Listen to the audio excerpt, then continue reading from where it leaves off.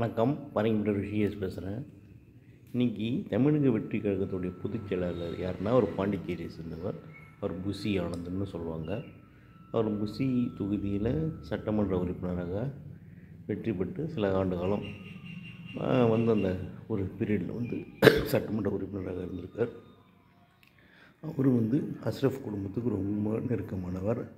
முன்னாள் இந்திய தேசிய காங்கிரஸுடைய வைத்திலிங்க அமைச்சரவையில் பொது பணித்துறை அமைச்சராக இருந்த வைத்திலிங்க பொதுச்செயலாளர் இருந்தாங்க. அஷ்ரஃபுக்கு நெருக்கமானவர்.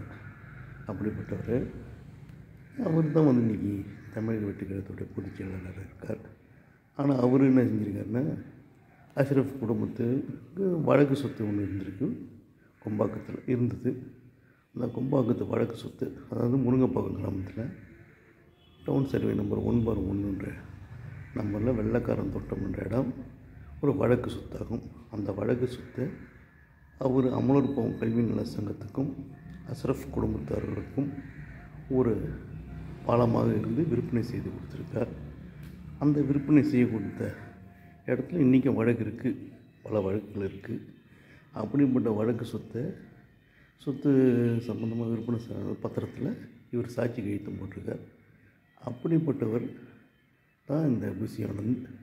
அப்படி இருந்தவர் இந்த வாங்கி கொடுத்த அமலோற்பவம் கல்வி நல சங்கம் இன்றைக்கி ஆக்சிஸ் ஒன்றில் வழக்கெல்லாம் இல்லை, வழக்கு எதுவும் இல்லைன்னு சொல்லி பொய் சொல்லி 47,60,00,000 பணம் வாங்கியிருக்கு.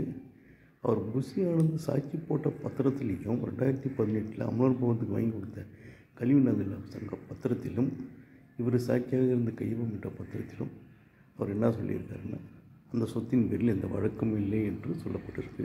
இப்படி ஒரு பொய் சொல்லி ஒரு பத்திரத்தை எழுதியிருக்கிறாங்க. ஒரு பொய் சொல்லி ஆக்சிஸ் வங்கியில் 47,60,00,000 பணம் வாங்கியிருக்காங்க. இதை தான் நம்ம கவனத்தில் எடுத்துக்கணும். இப்படிப்பட்டவங்க தான் இன்றைக்கி இந்த நாட்டையும் இந்தியாவையும் ஆளணும்னு ஆசைப்படுறாங்க. இதை பற்றி நீங்கள் என்ன நினைக்கிறீங்க? இவர் தான் பொதுச் செயலாளராக தமிழக வெற்றி கழகத்தில் இருக்கிறார். இது உண்மை, இது உண்மை, இதில் ஒன்றும் பொய் இல்லை. நீங்கள் விசாரித்து பார்த்தா தெரியும். நன்றி, வணக்கம்.